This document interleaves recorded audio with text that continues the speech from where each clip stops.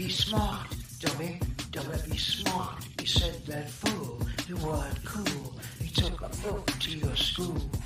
Be smart, dummy, dummy, be smart. Don't get shocked if you get mocked. It's what you find when you use your mind. Don't you sweat it, look 'em in the eye. Don't regret it, hold your head high. Be smart, dummy, dummy, be smart. Try to show some tenderness, even when they're playing chess. You think it's dumb to be smart? But that's the way you make art, so be smart, dummy, dummy, be smart. Use your... Hi, I'm James Eden. I live in the divided states of the United States, the divided states of America. I want to know how we can become united again. And unity does not mean uniformity. We don't have to dress alike, think alike, act alike. But we don't listen to each other as much as we used to, it seems to me. And we're always trying to change other people's minds. And we're not taught how to change our own. So this show is dedicated to bringing a guest on to change my mind about something. And we'll see how it goes. And today's show is about recovery. You know, when addiction is all over the United States, affecting countless families, and it's hard to think of families that haven't been affected one way or another. And so I brought a guest on today to help me talk about allow him to talk about how he got into recovery, what he's doing now, that sort of thing, and kind of like play off of my experiences with his, because my feeling is the gay community taught me that. I don't out anyone else, but I'm out. So that I'm an addict. You can see the book over my shoulder, Freedom, that I wrote about my story. And, I'm going to bring somebody on, but he's going to preserve his anonymity. And his name is Mark. And Mark, I'm going to bring you on stage now. Mark, you're on the air with me. And I hope that I just want to tell you that I'm really happy that you took the time to talk to me about your experiences. And can you hear me, Mark? James, I can totally hear you, and I'm very happy to be here for you today and for your audience. Yes, thank you, Mark. And so, what was the driving force that made you decide I need to get into recovery? Well, was there an incident? Was there or a certain time that you just said I need help? What really kind of became clear to me was that I began to soberly assess, even though I wasn't sober at the time. I get it. No pun intended. Yeah, I began to really assess where I was in life, and when I started to notice that I was losing friends, when I was losing pleasure in doing things, when I was, hearing from those people in my immediate family that, hey, you have an alcohol problem. And I will say that I was very resistant to this message at first. Of course. That's typical, I would say. Yeah.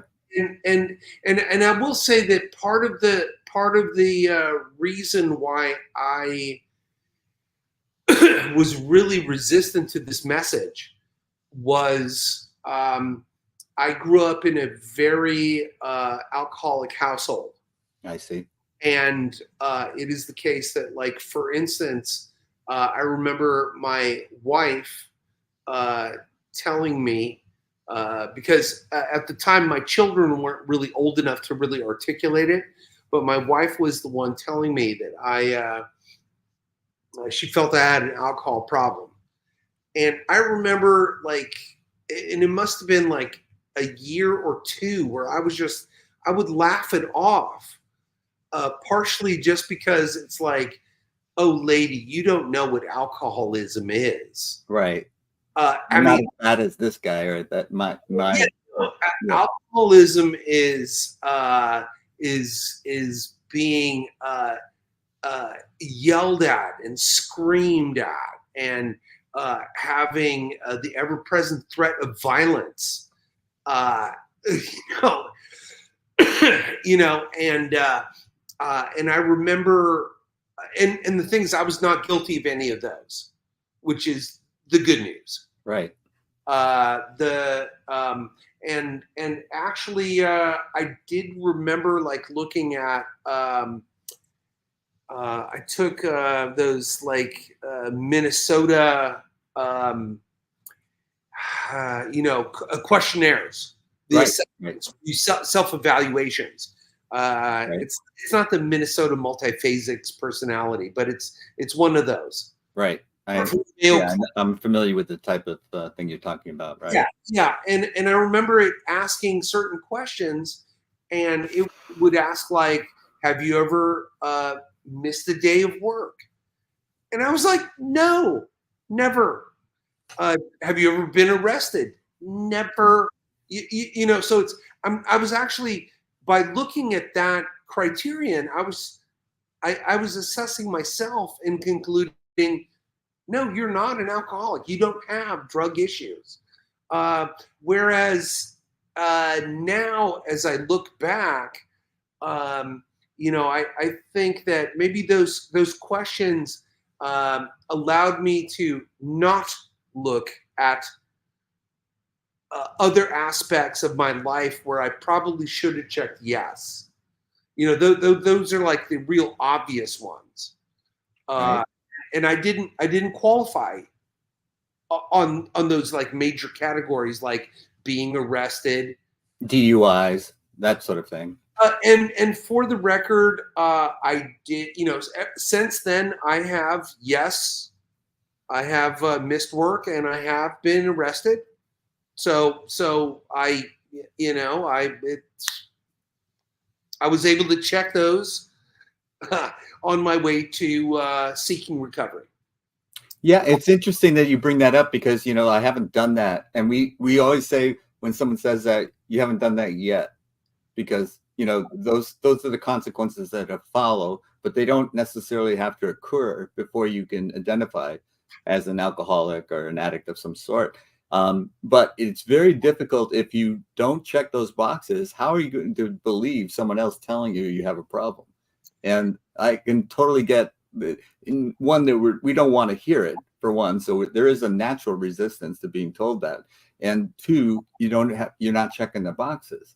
But then as you go along and you start to go, oh gosh, and now I checked that box. Wow, now I'm checking that box too. Then that's the part where it started to sink in, and maybe I do have a problem with alcohol. Am I hearing that correctly? You're reading it very well.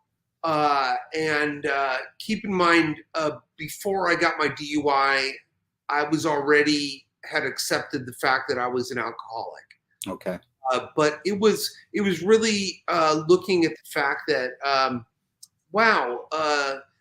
people don't necessarily want to hang out with me anymore. And whereas I never missed a day of work, my work relationships were getting a little cantankerous, shall we say. Yeah. And it took me a while to kind of see that.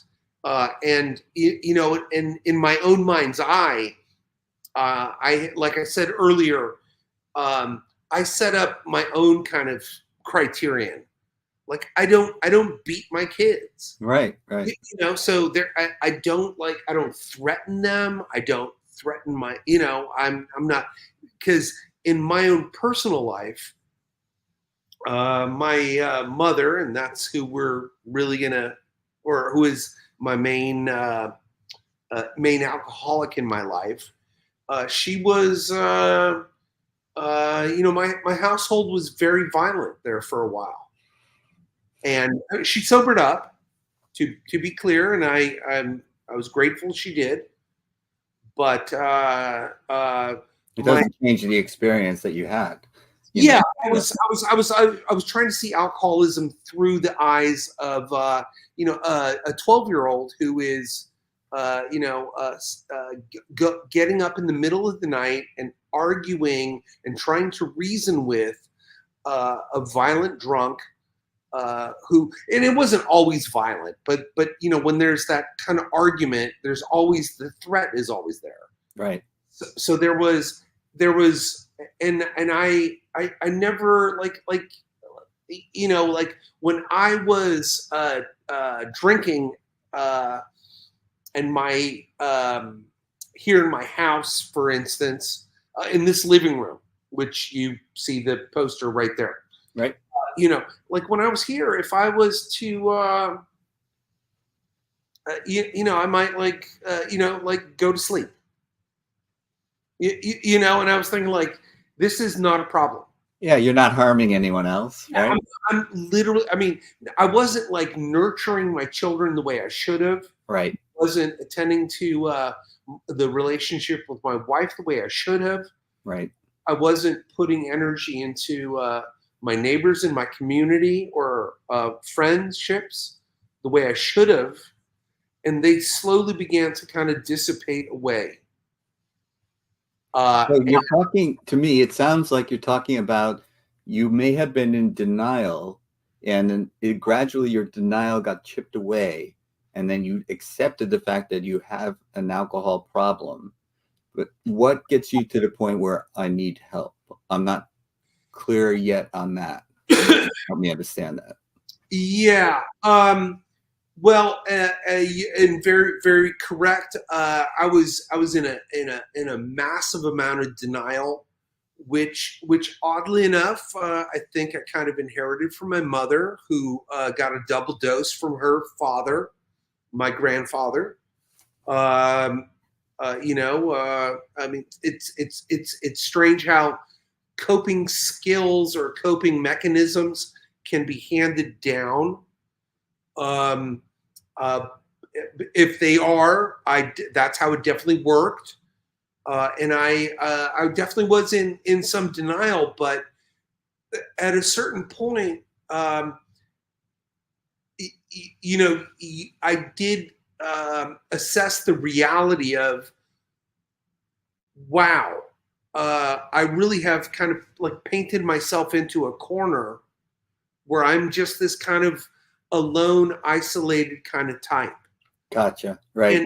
And I do want to say, God, this is it's almost embarrassing to say, but my I do happen to have a condominium in San Francisco. I live, you know, in Menlo Park, but I have a condominium there. And I remember at one point, like my wife, who was aware that I was incredibly unhappy here, and she literally kind of suggested, like, hey, listen, why don't you live there during the week and come back on the weekends? You know, this way I could get my city life, and maybe that would reinvigorate me. Maybe it was not really so much alcoholism, but depression. And honestly, very difficult to distinguish sometimes. Yeah. Yeah, no, and keep in mind the two play on one another. Of course. And so the thing is I actually kind of moved up there during the week, and I would, and oddly enough, when I moved up there, I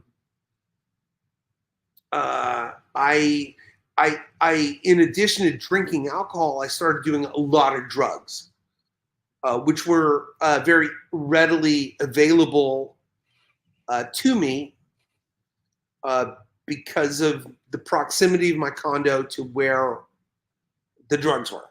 Yep. And oddly, and it was, you know, initially it's like felt great, but it kind of, I eventually kind of stopped even coming back on weekends. Wow. Okay.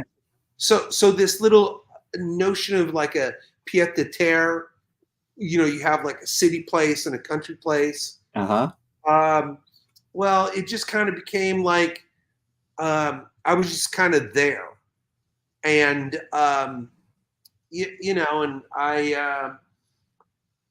and keep in mind, yes, I was doing drugs, but oftentimes, you know, these drugs, which were, you know, stimulant in nature, were kind of used to just keep me awake to drink more. Gotcha. Yeah. And then like Saturday morning, I really couldn't uh, uh,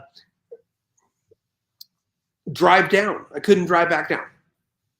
You know, I just So it didn't. wasn't a decision so much as the way that your life was turning out was your options were limited by the way you were living, in the sense that you know, I always say that I've got the power of choice restored to me, and even if you wanted to drive back, you were just too sick and tired to do it. Just- Yeah, no, I mean, at least I always kind of sort of understood, like, dude, you're wrecked. Don't get in the car. right. Just do not do it. Keep in mind, I probably should have been pulled over 100 times before, but there are times when it's just like, dude, you're just that far out. Do not get in the car. Right. And you know, and it's so I began to kind of understand that. I think like one birthday, I spent by myself in my condominium, and I just remember feeling so sad. I couldn't drive. No one was going to come up and hang out with me. Right. And and I was just thinking, this is so sad. And is this really where I'm at? And I, that was kind of right before I did, through Kaiser, I did reach out and start their IOP program. And IOP stands for Intensive Outpatient Program. Intensive Outpatient Program. Yeah, and Kaiser has them, and almost most medical facilities have some program like that, and so it's always available. But you had to reach out. No one was telling you. Oh yeah, no. I knew I had a problem, Right. And it was, I reached out to them. Good for you. And conveniently, they had a program in San Francisco within walking distance of the condominium. There you go. It's meant to be. Yeah, it was summertime, so I was able to kind of. I'm a teacher, so you had time off then. Yeah. Yeah, so I had time off, and so. Yeah. And part of the reason why I don't necessarily want my face on this screen. Of course, I understand. Because I'm still. Somehow like children and addiction just shouldn't go in the same sentence. Yeah, I totally get it, and most people want to preserve their anonymity for work-related reasons or what have you. You know, yes. I'm free of that concern myself, but I totally understand it. So that's very, very cool. So you basically were in walking distance of this IOP, and you took advantage of it. One, you reached out for it, and secondly, you took advantage of it. And then, did that help you? Did that make you turn a corner? How was that experience? Let me say that it initially was pretty good. But I will say that I have a problem following rules. I do not like being given rules. And oddly enough, when I was at Kaiser IOP, and I didn't understand this, but you know, there was this kind of if you slipped. If you relapsed, you had to then you were pushed back in their recovery program. You weren't literally allowed to attend some IOP classes. And I totally didn't understand that. And what happened was I did relapse. So I did come clean. And I remember the person who was leading the group say, oh, well, when you relapse, you have to go back to, back to the beginning where you are, and it's just kind of like, and they kind of like assured me, well, you can stay around today, but going forward, you cannot attend these other relapse relapse classes or etc. So it was like, it's like, and at the time I had like 20 days clean. I felt really good about myself. I regret that I relapsed. Let's be clear. And if I can, without prying too much, I know it's sensitive areas, but why do you think you relapsed? Was there a conscious decision, or was it just something that just happened, or how would you put it? That would be kind of tough to say. I'm just going to say that, when I say that I've been trying to stay clean and sober, it's been a number of years at this point. I mean, I've relapsed like 13, 14 times. To be clear, and it's sometimes it's almost just like a reflex action.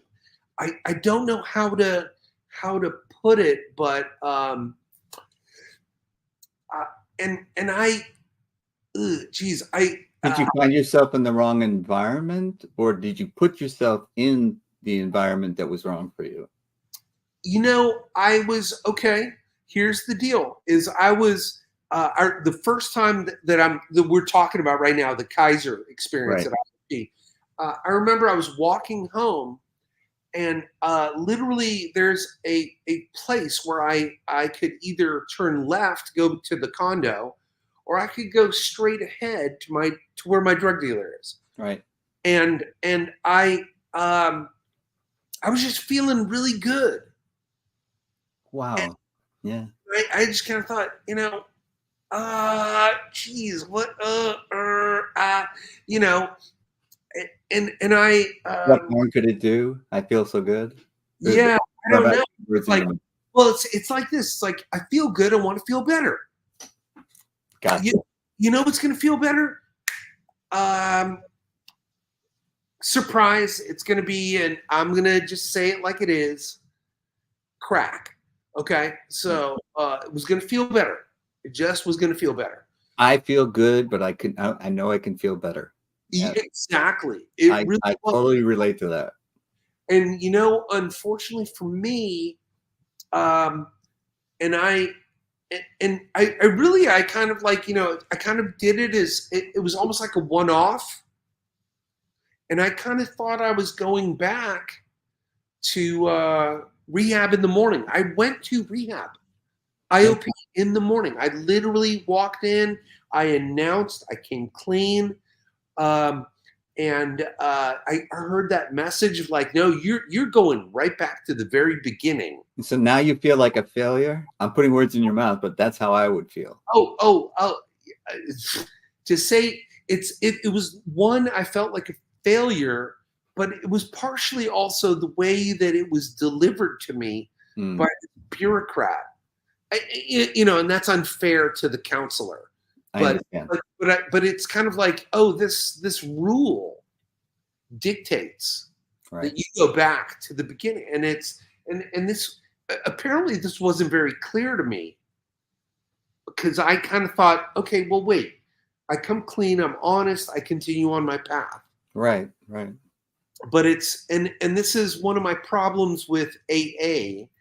Is that, if you relapse, Alcoholics Anonymous, AA. Alcoholics Anonymous, it's like the tradition is you reset your clock.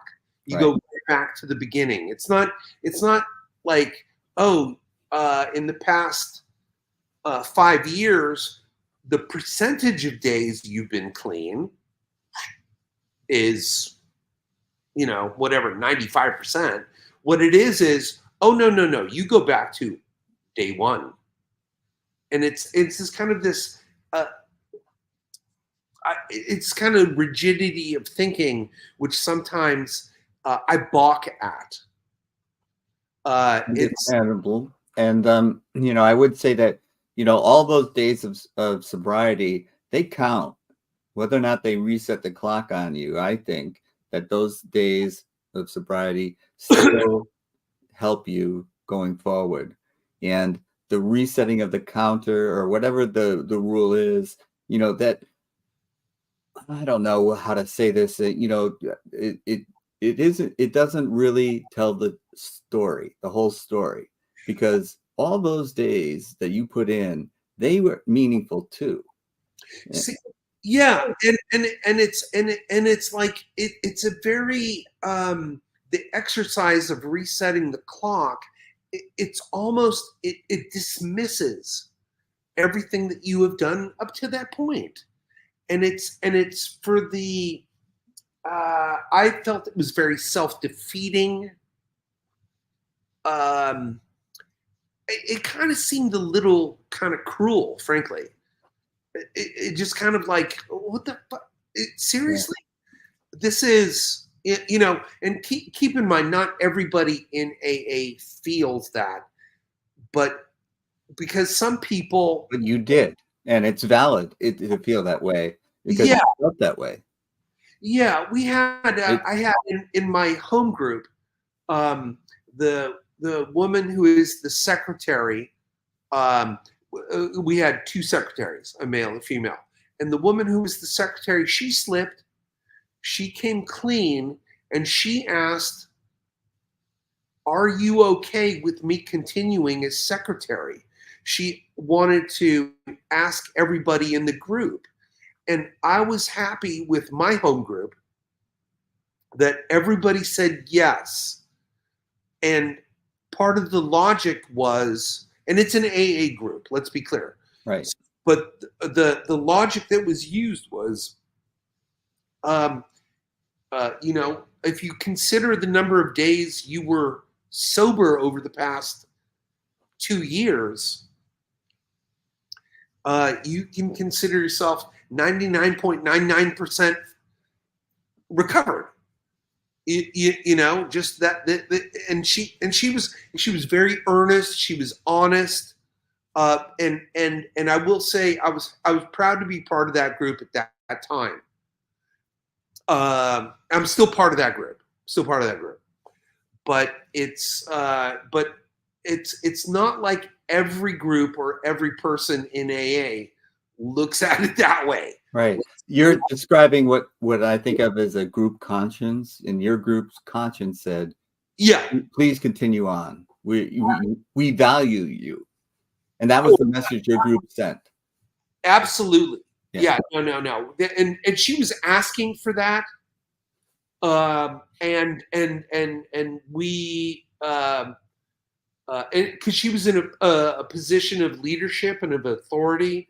And she was like, "Hey, my actions call into question my ability to be a leader. Do you still have faith in me?" Right. And I'm glad that everybody, like I said wholeheartedly, I have nothing but faith in you. And I'm happy that I did that. Right. Because I think we were talking earlier, like I recently changed AA sponsors. And keep in mind, my first sponsor is a great guy. Right. A great guy. I love him to death. And I will say this right here. The reason why I'll tell you why I like him and then why I had problems. Okay. But I liked him because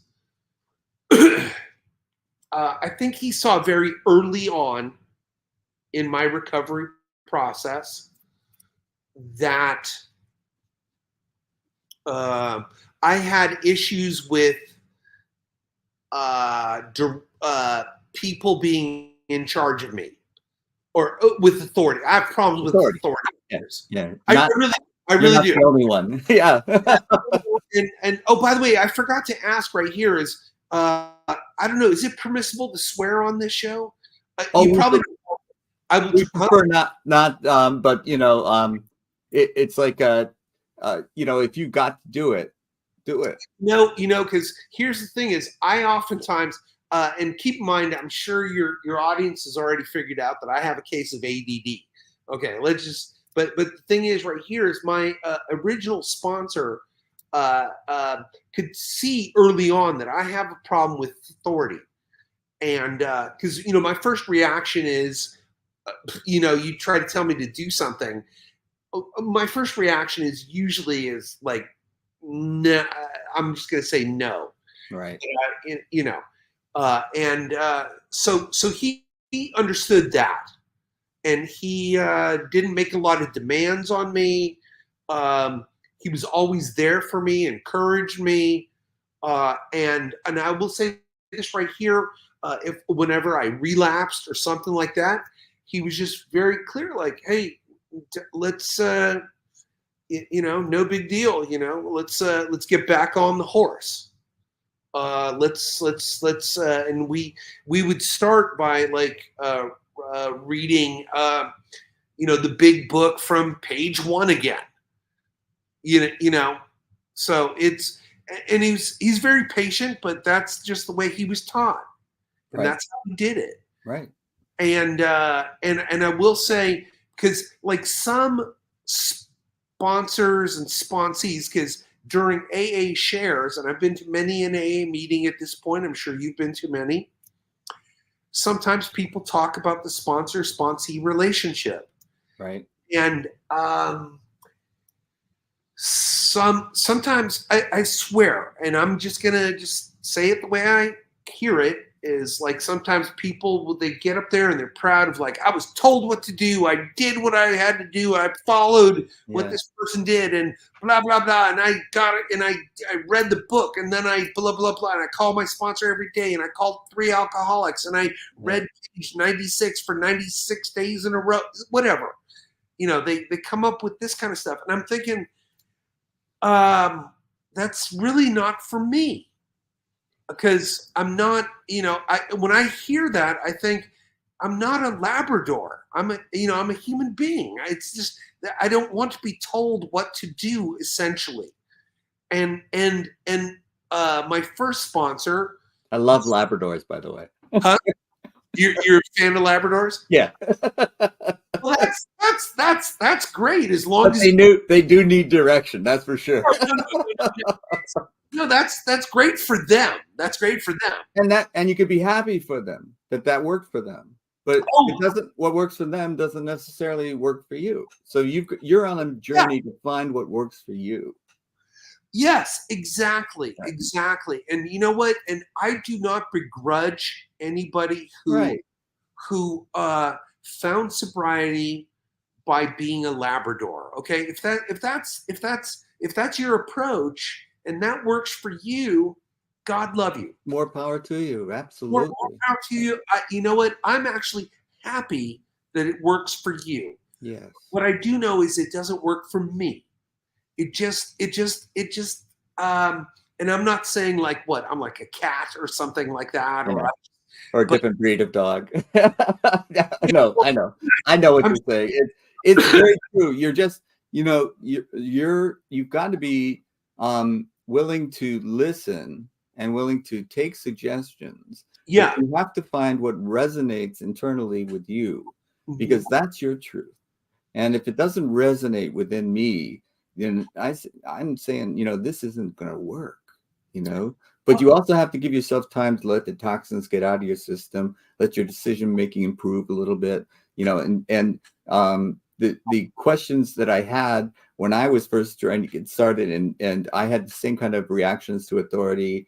I don't think we're alone in that, but I also knew right away that certain things that they were saying just weren't going to work for me. And I had to find my own way. And that finding of my own way, that's really what I want to talk to you about, Mark. How did you get from, okay, I'm relapsing and I'm having trouble with this sponsor. How did you get the courage to say, well, this guy, as great as he is, and he's doing it the way he was taught, and this isn't going to work for me. I've got to figure out something else. And that, I think, is a remarkable decision on your part, to know that what this isn't working. And maybe it's me, but maybe it's just that I need something else. And how did you go about finding that something else? Did you think it was even out there?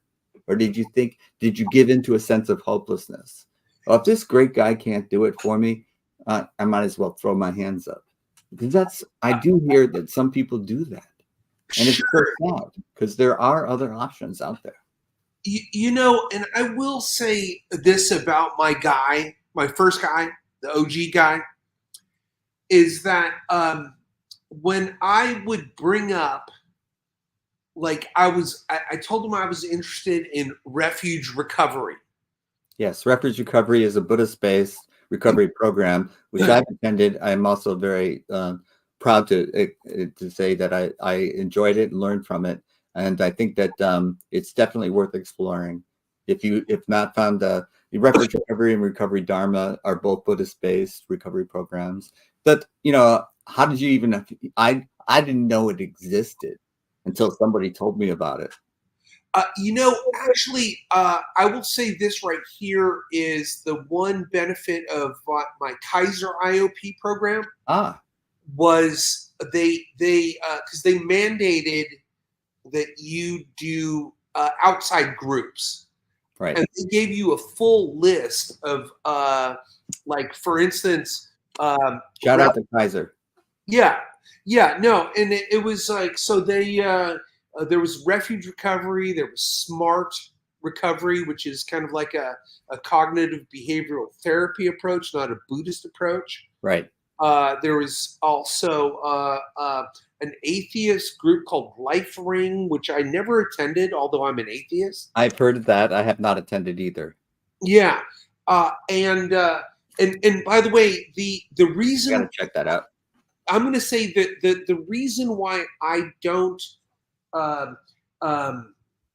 why I'm probably not doing refuge recovery right this second, partially is just the fact that there are no in-person meetings here on the peninsula, which is where you and I both live. My trouble too. Yeah, there's. And I have no problem going to AA and to Refuge at the same time, either, or simultaneously. Also, the only like smart recovery that meets the closest one is like in Santa Clara. It's like, and it starts like at 7:30. Right. Whereas like AA. Let's be clear. There's one every hour of every day. Yeah. You could always find a meeting. You can find. Shout out to AA for that. You could always find a meeting. No. And I applaud AA for that. And you can find fellowship. You can find people. Well, that you just struck a nerve with me, is because rather than the literature so much, it was the fellowship, it was the companionship, it was the kinship that I felt in this community of people. And I don't think that you and I think you will agree with me, it wasn't possible for me to do it alone. And I didn't think anyone else could help me. I didn't think anyone else could understand. And yet I found a community of people that did understand and could help me. And I listened to some of them say certain things, and it was like, wow, I had never thought of that. That's really helpful. So it wasn't so much the literature or the steps or whatever else. It was the community of people. And I think this is what I tell people. The most important thing is to find a community. And if it's in a church, a temple, a synagogue, I don't care. Find a community of people, of like-minded people that can help you and support you in your recovery, because it's work. It's hard. Getting sober, getting clean. That's hard work. There's no putting it. There's no easier, softer way of doing it. It's hard. And, you need support. You need companionship in order to make it. And that's the message that I try to deliver. And that is one of the strengths of AA. There were in-person meetings that you could go to. In Refuge Recovery, it was all, for me, it was all on Zoom. And that was the drawback at a certain point for me. And so I still attend. I did last Friday, for example, I did go to a Refuge Recovery meeting, and I could go to a Recovery Dharma meeting as well, but they were also only on Zoom. And if I want to see people, if I want to give a hug to somebody, I've got to do it in person. And Oh, and I will say this right here is like AA talks about, like, there's the meeting before the meeting, yes, and the meeting after the meeting, right. In other words, like, there's a group which meets in a park literally 3 blocks from my house. And they started up during COVID because nobody could be indoors, right? So it was, which, by the way, I relapsed, of course, during COVID. I had 19 months. But I, after like gaining like COVID 19 pounds, I was just depressed. 15 for me. Yeah. Okay. Well, good for you. But what happened was I didn't mean to one up you there. Yeah, no. It's all right. No, that's a lot of weight to gain, but I did. Recovery, sir. But so I go to this meeting in the park, which is just held outdoors by tradition at this point. Yeah, we can now be indoors, but it's you get there early. Even though I'm not like the best of friends with everybody there, at least, I do kind of like, there's a little chit chat before the meeting. Yeah. Then we start our regular routine. And you're happy to see them. They're happy to see you. It's helpful. It helps. Yeah. And this is one of those groups which, by the way, they end with the Lord's Prayer. Ooh. Which, as an atheist, I always chafe at it. Yeah. But you know what? I just don't say it. But I hold hands with 2 guys on either side of me, and I just kind of I do listen to it. I'm trying to embrace the spirit of accepting those that transgress against us, and not holding a resentment against people. Right. Okay. And so I like the message. But it's that whole, like, they start with whose father, know, and then everybody is our Father, whereas, of course, the thought coming through my mind is not mine, right. Right. But that's just my own issue. Mine too. But I understand. Yeah. But after the meeting, we kind of chit and chat with them. And I will say this right here is, for a long time there, 2 of those guys actually used to come back to my house here in this room where I sit with this poster. Yep. And we would, they would join. We had a Dungeons and Dragons group. Uh-huh. So, and it was, and so 3 of the people in the group of 6 were in AA in that same meeting on Sundays. Oh. The campaign ended, so we no longer are meeting right now. It's yeah. Well, it's a long story. I'm trying to get the group back together. Yeah. But it's but it was it's like when I was drinking, I wasn't playing Dungeons and Dragons. Right. I wasn't taking pleasure in gardening. I wasn't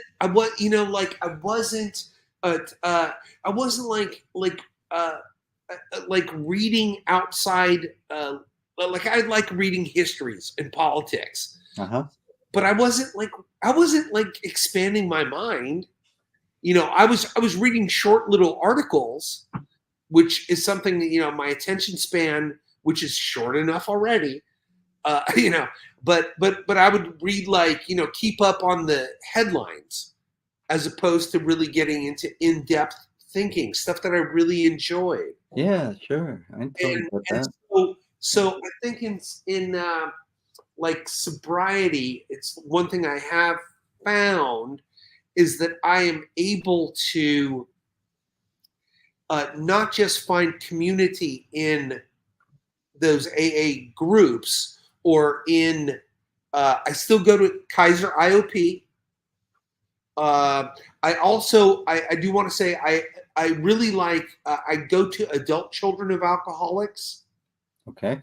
I go to, and I go to 3 groups per week there. I go to as many of those as I do AA, frankly.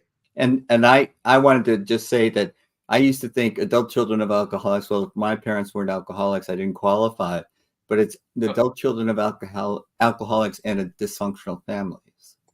So you can go there even if your parents weren't drunks. Oh, 100%. And by the way, the like when you listen to people's shares, I know you and me, it's like, even if, like, when I hear about a person sharing and their parent was not an alcoholic but equally dysfunctional Right. as an alcoholic, I find commonality with that person. Oh, absolutely. That's Yeah.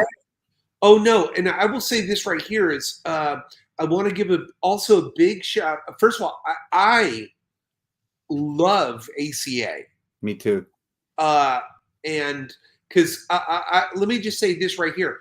I'm going to just briefly say, I think ACA, you really peel back the onion on your life in that program.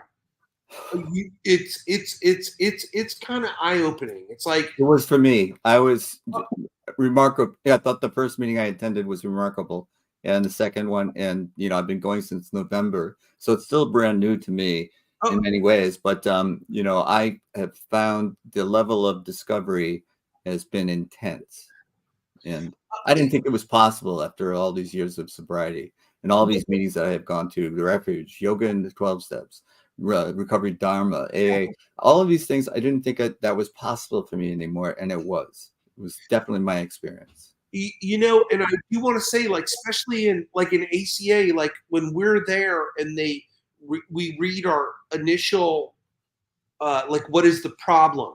Right. It talks about how, like, memories will come back. Yes. And it's like, and it's like, and I remember, like, and I've like talked to my relatives about things like, hey, do you remember this? And they would come back with, yeah. And you know what? I remember. And I'd be like, holy shit, that's right. That occurred. And it's kind of that stuff, which is like, wow, did I really block that out? Right. And it hits you like a lightning bolt. Yes. That has been my experience. And by the way, I'm going to give one more shout out to one of our AA sister programs, Al-Anon. Yes, Al-Anon. Because I want to say, and I've said this so many times in AA groups, I always give a shout out to Al-Anon, because if there was no Al-Anon, I probably wouldn't be married today. My wife would have kicked me to the curb because she was fed up with me. Yes. But she was, and the thing is, she really began to, through Al-Anon, began to see how this is a family disease. Right. And how it's because for her, a part of it was she actually, like a lot of the public, looks at alcoholism as a or drug addiction, however, whatever, as right. as a character issue. Right. And it was that's the shaming in our society of all these types of things. If you have an eating disorder, then you're shamed because you're overweight. If you have a disease that's the symptoms are drug abuse or alcohol abuse or whatever it is. These are what the ACA and other programs like Al-Anon are teaching us, is that these are diseases rather than choices that we make, and these types of things have root cause. And once we get to the root cause, then we start to make progress in healing ourselves. And when we can do that, then the compulsion to behave in self-destructive as well as destructive to families, for example, loved ones, instead of acting like that, we can change and alter our behavior in a way that we are more loving and kind. And it's better for us, it's better for society. And so being supportive is much more helpful than being judgmental and putting people down for a lack of willpower. You know, you don't get to be a chess master without willpower. I had plenty of willpower. This is above and beyond willpower. So, you know, getting that message out, and I want to give a shout out to Al-Anon as well, because it is a family affair, addiction. And I don't know too many families that haven't experienced it in one way or another. And you're increasing your level of understanding, increases your ability to be compassionate. And that's what's needed, to be compassionate.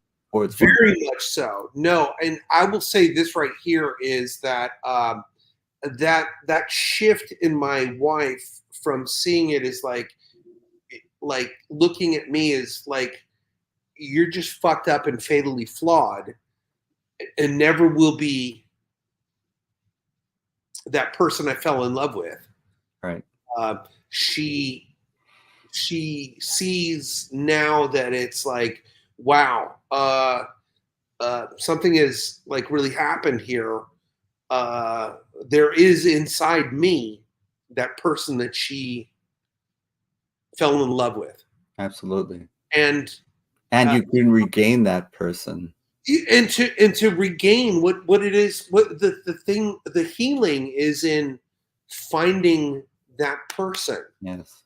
And ultimately, you know, the thing is being angry, which she was, probably for good reasons. Probably for good reasons, of course.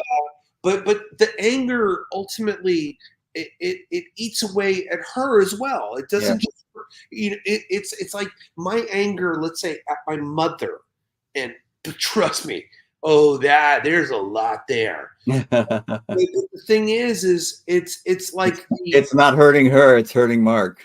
Yeah, that's right. Ultimately speaking, that's the truth.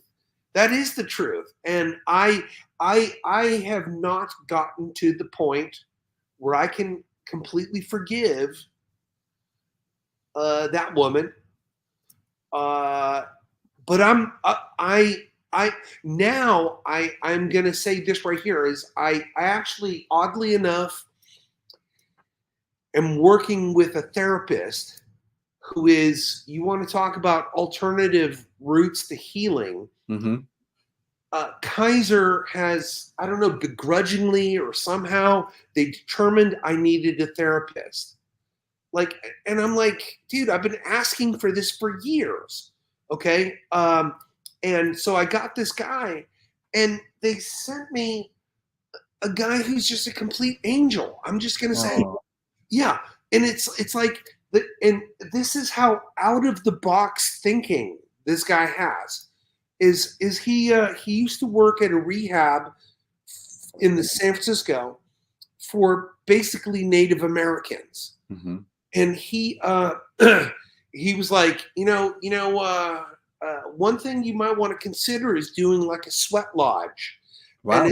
And it's an experience. You're in this together. Yeah. We can do this together. I'm like, really? Kaiser is down for you doing it? And he's like, well, they're not really down for me doing it, but I think it would benefit you. Uh-huh. And so he's willing to do it. And he's like, here's one thing, because he diagnosed pretty quickly that I have some mommy issues, for instance. And so he wants to, we're going to build up my story. He's going to go through some hypnotherapy. Mm-hmm. And he will guide me through like a reading of a letter to her to get rid of this. And he said, and he's like, you could do this over the net, or we could do it in person, or we could do it. And my new AA guy, uh-huh. I'll get to him in one sec, but he was very quick. He was just like, Do it in person. Make sure he's with you. Make sure he's with you. Don't do that like all by yourself. Yeah. So I'm like, and I was, of course, there was no. I want to have this guy. We'll just call him Frank, with me, and then we would burn the letter together. Yeah, that could be powerful. Yeah, and I'm kind of like, I'm thinking, well, nothing else has necessarily worked. Yeah. And, give it a shot. What harm could it do? Yeah, I mean, it's like give it a shot, but also I really appreciate, like, the thing that I really like about this new therapist and my new AA guy. Okay, now I'm going to say the reason I left the old guy is because, frankly, because he just had a lot of things happening in his life. He just didn't have any time for me, and I don't begrudge him at all, because no, of course not. But you got to take care of yourself too. Yeah, because and let's be clear, the crap that he was going through is like some serious crap. No, so so it's not like I was like, hey buddy, give me more of your time, your limited time. It's like I was kind of like, well, okay, no wonder he's just really busy. Right. And so I don't begrudge him at all. In fact, Mark, speaking of time, I'm running out of it. Oh, so, shoot. Okay. Yeah, we could go on for a long time, I think, you and I, but I would like to wrap up our time together by talking about the idea of getting over your denial and getting to acceptance that you did have a problem, and taking the responsibility for yourself to seek help. And the various things that you tried, some of them worked, some of them didn't, and you keep trying. And you had relapses, but you picked yourself up, dusted yourself off, and kept walking. And so I want to congratulate you for doing that. And a lot of the issues that we struggle with are putting ourselves down. Our own internal critics are very difficult. So every relapse must have been a serious challenge for you and your self-esteem. And so being able to keep going, and that's the thing. You just put your next foot forward, keep walking your path.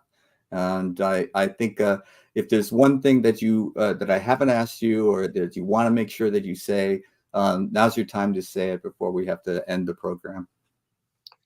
I want to say that, first of all, thank you so much for having me on the show, number one. Number two, I want to say that since relapse is so prominent in my recovery, and here's the thing is that, I always beat myself up more so than anybody. Like, if I ever went back to an AA meeting, there really is no judgment. Yeah, they're happy to see you. Like they and people they because so many of them have relapsed, and many people share about their relapses. But the thing is it is just like, in ACA we talk about that critical parent. Yes.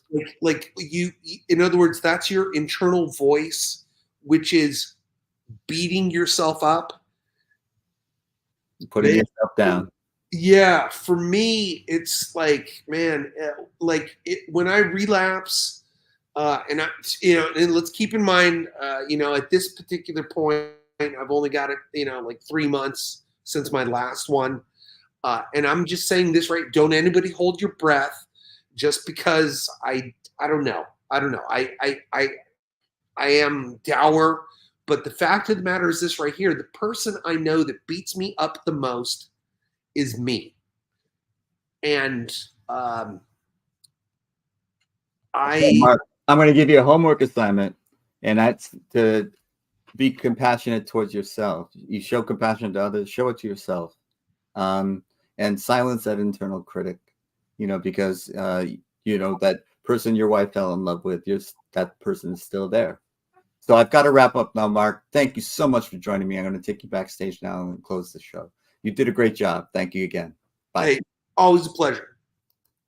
Okay, that was Mark telling us about his experiences. But remember, you know, there's no change without change within, and it's inside ourselves where we begin. It's not our brains, it's not our hearts. It's deep inside where it starts. And remember,